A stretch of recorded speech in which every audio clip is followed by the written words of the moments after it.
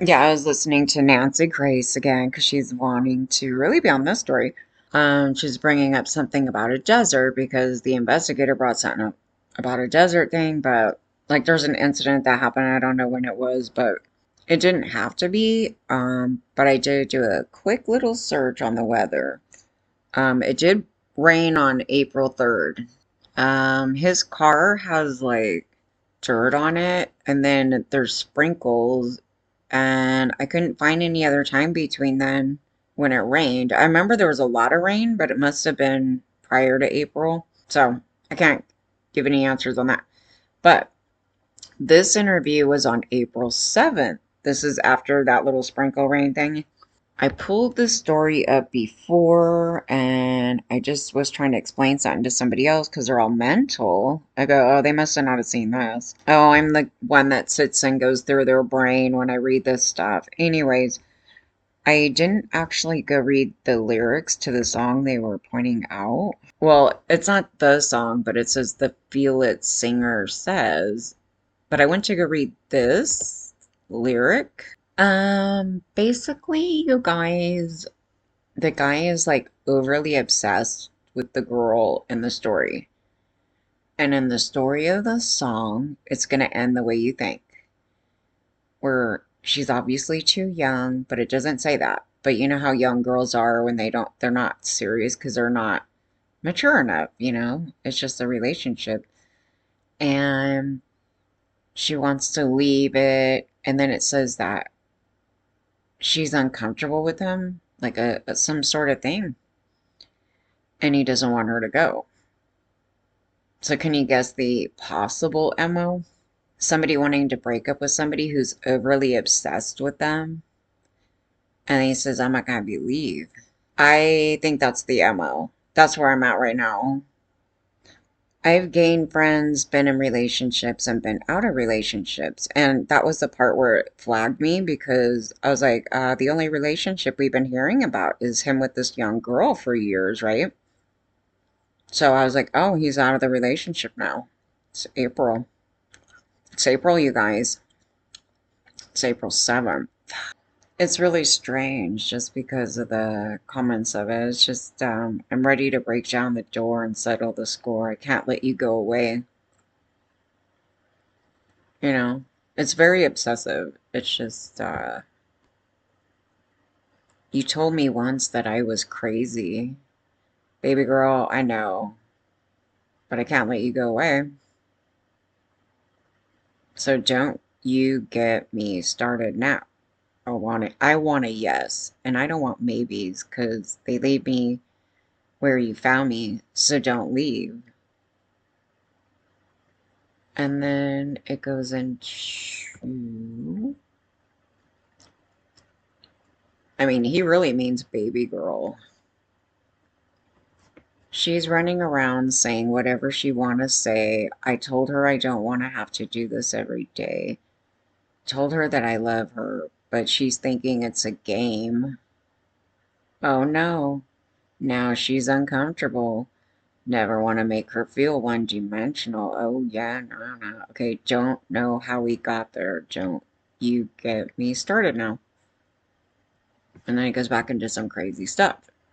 That's what I think the MO is, because he's so obsessed with her that she was probably, she might have wanted to go home. She may have just wanted to break up with him, something, something. And this guy is so deranged, he's with a child, that he thinks he owns her because he like, you know, groomed and manipulated her, and then he got obsessive and, you know, the typical story like that. But the addition to the story is that he's had her body since they think around springtime, right here in the April. It might have been. I don't know if the rain thing has anything to do with anything, because like if they were saying they were in some dusty area, I cannot validate any of that or if it's even relevant to this. But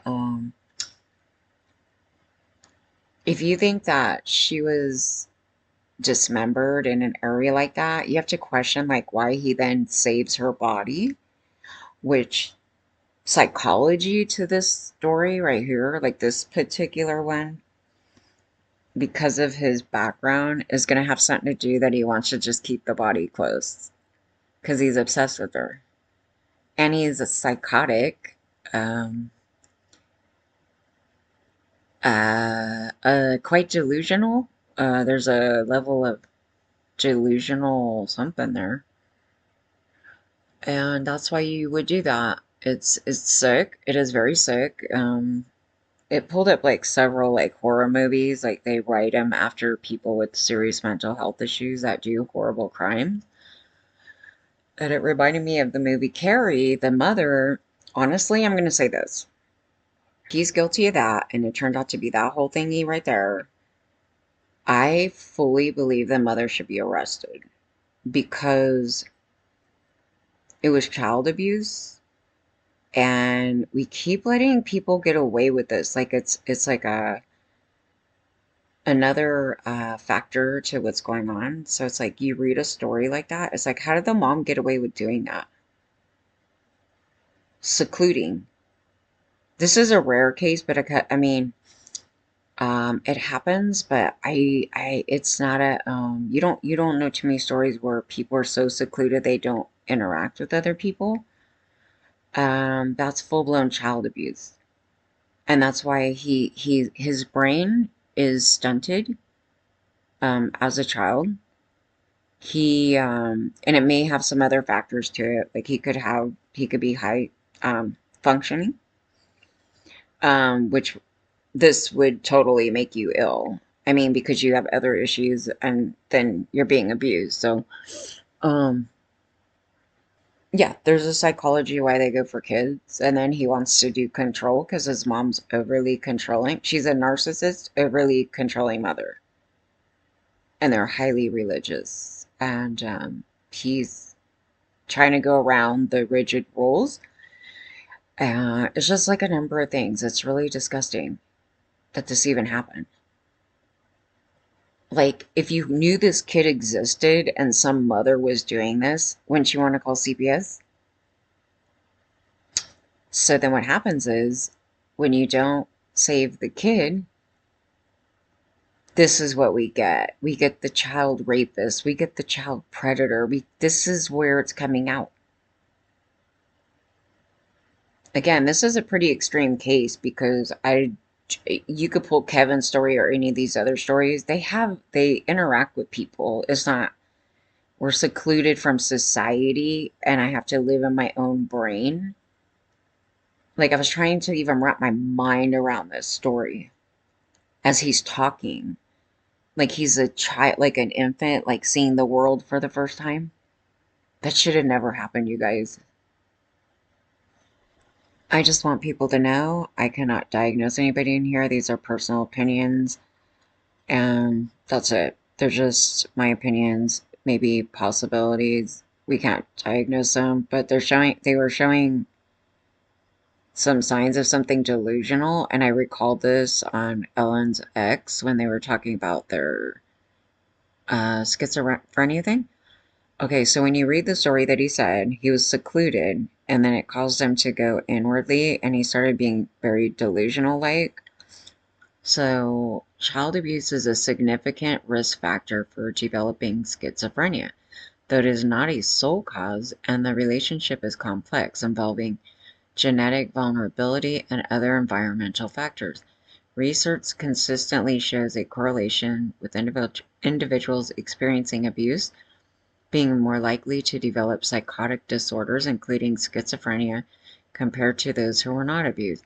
Childhood abuse and neglect can also be linked to a younger age of onset, more severe symptoms, and poor treatment outcomes for those who develop schizophrenia. Genetic predisposition. While abuse can increase the risk, it is not a direct or sole cause. The effects of childhood abuse or on schizophrenia is understood to be an interaction between a person's genetic susceptibility and environmental stress. Increased vulnerability. Exposure to stress in childhood, such as abuse and neglect, increase the risk of developing schizophrenia later in life. Severe trauma. The risk is often greater for those who experience severe and multiple traumas. with some studies suggesting a significant higher odd ratio of developing psychosis with severe and sustained abuse. When you hear about, when you read it like that flat, like child abuse, like what's happening in the story is like you don't hear any physical abuse. I mean, that may have occurred, but you're hearing a pretty extreme case of seclusion. You know, it's like people go into solitary confinement, and some people it drives them mad because they're just stuck in their head the whole time. I would be totally fine there, but I'm like, but not to make jokes of this, but no, but if you're a kid and you're developing, uh, what do you think's gonna happen? This case is pretty horrifying. I think the mom should go to jail, like totally. I don't know if he has schizophrenia, but he had something that would you could confuse with schizophrenia, possibly like some other delusional disorder, and it could be from something else. I see, I'm not in that field right there, so I can't tell you exactly what it is, but it's something related, something.